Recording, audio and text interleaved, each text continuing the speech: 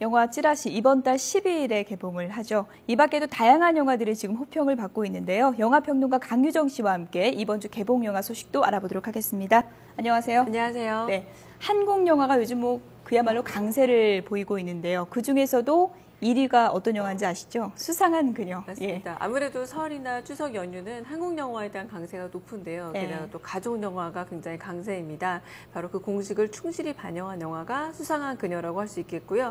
또 마찬가지로 굉장히 좋은 흥행세를 보이고 있습니다. 네, 어떤 점이 흥행 비결일까요? 수상한 그녀. 일단은 70세가 넘은 노인이 20대 처녀로 되돌아온다는 설정 때문에 20대부터 70세까지 다 전부 다 이렇게 포위할 수 있을 만한 아주 장악력 있는 이야기가 가장 그 흥행 요인이라고 할 수 있겠고요.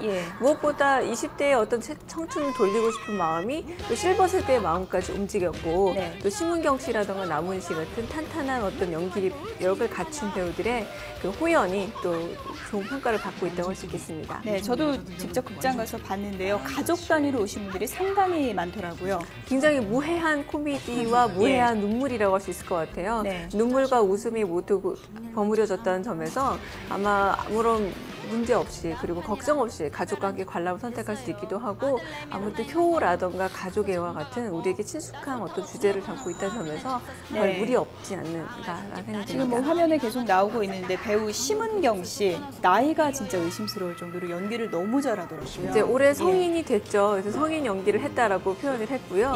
아무래도 우리에겐 써니에서 할머니에게 빙의된 연기를 보여준 바로 그 여고생으로 기억이 남는데 이번에도 20살 꽃처녀 연기를 제대로 했다라기보다는 아주 70세 노인 연기를 어쩜 그렇게 잘하고 있는지 또 전라도 보성 사투리를 하고 있는데 그 정말 전라도 보성이 고향인가라는 생각이 들 정도로 사투리 연기까지 완벽하게 보여줘서 그녀의 미래가 굉장히 정말 기대되는 배우 중에 하나입니다. 동안의 얼굴로 70대 노인의 감성을 연기한다는 게 참 쉽지 않을 것 같은데요. 그런데 이제 수상한 그녀 지금 1위를 기록하고 있는데 감독이 황동혁 감독이지 않습니까? 찾아보니까 도가니 감독이더라고요. 바로 이전 영화가 도가니였죠. 그래서 굉장한 국민적인 반향을 일으킨 작품이었고 실화 소재 그리고 사회성 있는 영화의 그 어떤 시발점을 알린 작품이기도 한데요. 이 황동혁 감독의 데뷔작은 사실 마이 파더라는 작품입니다. 그러니까 가족 그리고 눈물이라는 소재가 이렇게 낯설지 않은 감독이었다는 거고 사회성 있는 소재를 거치고 그리고 어떤 대중적인 감각을 거친 다음 이번에 나온 세 번째 작품이라고 할 수 있을 텐데 정말 큰 사건을 하나 터뜨렸다고 할 수 있겠습니다. 도가니로 이제 사회 고발을 하는 영화였다면 이번에는 이제 정말 큰 웃음을 주는 그런 영화가 장르를 넘나드는 감독이 아닌가 그런 생각이 드네요.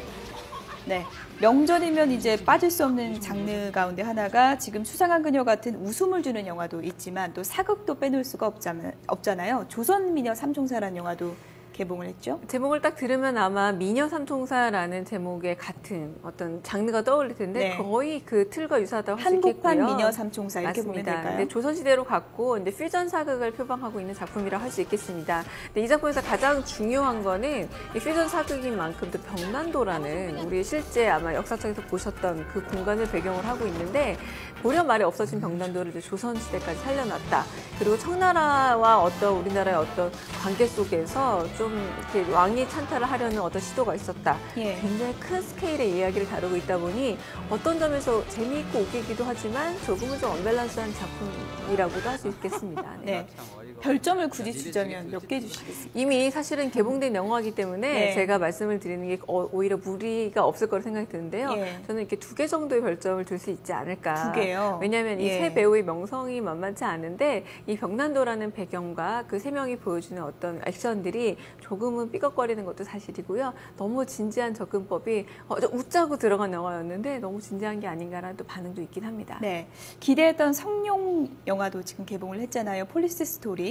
이번에 개봉한 폴리스 스토리는 어떤가요? 아마 이게 트리뷰트라는 말이 어울리지 않을까라는 생각이 들어요. 왜냐하면 나이가 60이 넘어서까지도 액션을 실제로 자기가 스스로 보이는 어떤 감독과 작품 그리고 출연 아마 성룡밖에 없지 않을까 생각이 드는데요. 60이 넘은 만큼 화려한 액션을 기대하기는 사실은 좀 어렵습니다. 그럼에도 불구하고 액션의 색채가 좀 달라졌다고 봐야 되겠군요. 그러니까 예전에는 뭐 샹들리에 타고 또 떨어진다라거나 아니면은 뭐 건물의 외벽을 타고 미끄러진다면 지금도 많은 분들의 추억 속에 정말 장면으로 기억이 날 텐데 이 경찰 이야기인 거는 그대로이긴 합니다만 자기 가족을 구출하고 무고한 사람을 구출하기 위한 이야기를 조금 달라졌다고 할 수 있겠고 무엇보다 좀 공간이 줄어들었습니다. 홍콩을 정말 누비던 성룡의 모습을 볼 수는 없지만 그래도 여전히 건재한 성룡의 어떤 그 액션 모습을 볼 수 있다는 게 이 영화의 강점이 아닐까 싶어요. 추억의 스타 영화가 또 하나 있더라고요. 유덕화를 오랜만에 스크린에서 볼 수 있을 것 같은데 영화 제목이 스위치, 부춘산 거도인데 중국에선 반응 좋았다고요? 이게 일단은 그림이 도난을 당하고 그림을 되찾는 얘기라는 점에서 우리한테 뭐 도둑들이랄지 예. 이렇게 어떤 도둑 영화를 떠올리시면 될 것 같습니다. 근데 3개국 합작의 어떤 그런 그 모습을 보여줘요. 그러니까 영국과 그리고 중국과 그리고 그 홍콩의 어떤 3개국이 같이 움직이고 있는 모습을 보여주고 있는데 지금 이 영화 같은 경우는 다운로드 받아서 보실 수 있습니다. 예. 그러니까 개봉과 함께 그 포털에서 바로 다운로드 볼 수 있는 그런 동시 개봉 영화를 할 수 있겠는데요. 중국에서 굉장히 그 당시 우리나라 현상과 비슷해요. 어떤 헐리우드 개봉 영화를 제치고 1위를 차지한 영화이고 좀 유쾌하게 그냥 좀 단순한 어떤 기분으로 보실 수 있는 K-pop 무비가 아닐까 생각이 듭니다. 네. 최근에 인기를 끌었던 영화들을 보면은 겨울왕국도 그랬고요. 수상한 그녀도 그랬고요. 영화 끝나고 나면 그 음악이 굉장히 맴돌잖아요. 정말 OST가 상당히 또 덩달아서 인기를 끌었는데 노래가 좋은 영화가 또 하나 개봉하는 것 같습니다. 인사이드 루인이라는 영화 참 주목받고 있던데 어떤 영화인가요? 저는 이 영화를 좀 추천해드리고 싶습니다. 예. 그러니까 가족 단위 영화를 보시고 나서 이제는 좀 혼자 혹은 뭐 연인끼리 부부끼리 좀 조용히 좀 보고 싶다라고 한다면 이 영화를 정말 추천드리고 싶고요. 네. 1960년대가 배경입니다. 60년대라면 딱 떠오르는 배우가 바로 배우이자 가수였던 엘비스 프레슬리죠. 예. 엘비스 프레슬리 뒤에 포크송이라는 건 정말 상업적 가치가 떨어지는 음악이다라고 해서 이 가수 루이는 계속된 가난과 뭐 말 그대로 미래적인 희망이 없는 절망의 노래를 부르고 있는데요. 이 영화를 만든 감독이 바로 코엔 형제입니다. 그러니까 음악을 다룬다기보다는 음악과 절망을 공유하고 있는 이 루인이라는 얘기를 통해서 삶에 대해서 다시 보여주고 있다고도 할 수 있겠고요. 또 행미 오행미라는 노래가 처음에 나오게 되는데 예. 그 노래만큼이나 이 노래는 말 그대로 어떤 절망에 빠진 한 뮤지션에 대한 얘기를 다시 보여준 작품이라 할 수 있겠습니다. 보통 음악 영화 하면요. 음악에 치중하다 보니까 스토리는 조금 부실할 때가 있잖아요. 이 영화는 어떻습니까? 저는 이렇게 좀 얘기하고 싶어요. 음악 영화가 아니라 인생 영화다라고 얘기를 드리고 싶은데요. 음악도 결국 인생의 한 가지라고 할 수 있을 때 절망에 빠진 한 인간 그리고 정말 맡아놓은 고양이처럼 어떻게 해결할 길 없는 이 음악이라는 약간 버거운 자신의 취향이자 인생이자 그 운명인데 그것을 꿋꿋이 걸어가는 루인의 삶을 보여줌으로써 절망에 빠졌지만 절망에 빠지지 말아라. 언젠가 바로 출구가 있다라는 삶의 어떤 지혜를 보여준 영화로 정말 추천드리고 싶습니다. 뭐 주목할 노래를 굳이 꼽자면 도입부에 나왔던 조금 전에 맞습니다. 말씀하신 네, 그 음악이 음악인가요? 이 영화의 어떤 성격을 규정하는 게 아닌가라는 생각이 들어요. 별다른 어떤 희망도 없이 루인이 바로 기타 하나 메고 부르는 노래 네. 행미 오행미를 딱 들으시는 순간 예. 아마 이 영화의 성격이 어떤 거다라고 짐작할 수 있지 않을까라는 생각이 듭니다. 네. 뭐 연휴에 아이들하고 또 영화를 봐야 되니까요. 어른들 취향보단 아이들 취향을 고려해야 될 때가 많은데 넛잡 땅콩 도둑들 개봉했는데 어떤 영화입니까? 뭔가 훔치는 영화로 가장 유명한 작품 중에 하나가 이탈리안 잡이란 영화예요. 예. 넛이 들어갔습니다. 바로 뭐냐면 땅콩 훔치는 얘기라고 보시면 되겠고요. 부제도 바로 땅콩 도둑들이죠.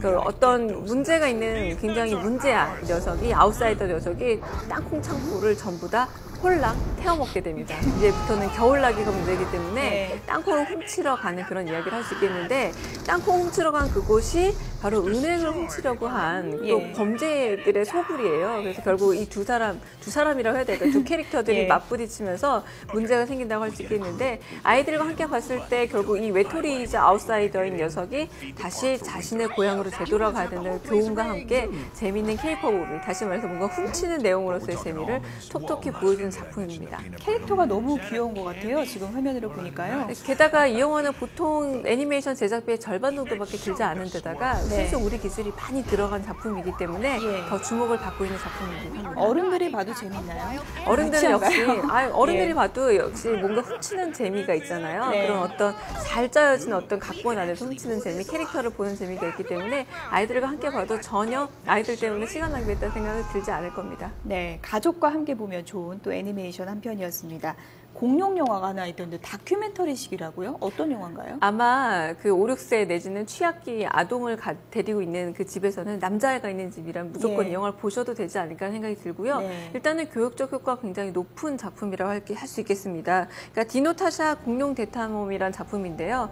이 작품은 그대로 애니메이션 혹은 어떤 다큐멘터리적 기법으로 내용을 전달한다기보다는 좀 드라마적 구성을 하고 있어요. 가령 가족을 뺏긴 공룡이 어떻게 복수에 성공을 하는가 이런 이야기들도 들려주고 있고, 그리고 독일의 베르너 헤어쇼크라는 굉장히 전설적인 감독이 있는데 여기서 또 이렇게 나레이션으로도 출연해서 이야기를 들려주고 있습니다. 그래서 교육적 효과라던가 네. 여러 가지 아이들이 볼거리가 있는 작품으로 선택할 만하지 않을까라는 네, 생각이 어린아이 듭니다. 데려가려면 또 이런 것도 좀 걱정될 텐데 무섭진 않나요? 아마 아이들이 더 대담하게 보지 않을까 싶어요. 예. 그 공룡이라고 하면은 조금의 잔인성 같은 것들도 좀 감안하고 볼 텐데 네. 전혀 또 무방할 정도의 어떤 잔인성이 많이 잔인하거나 이러진 않군요. 맞습니다. 네. 네.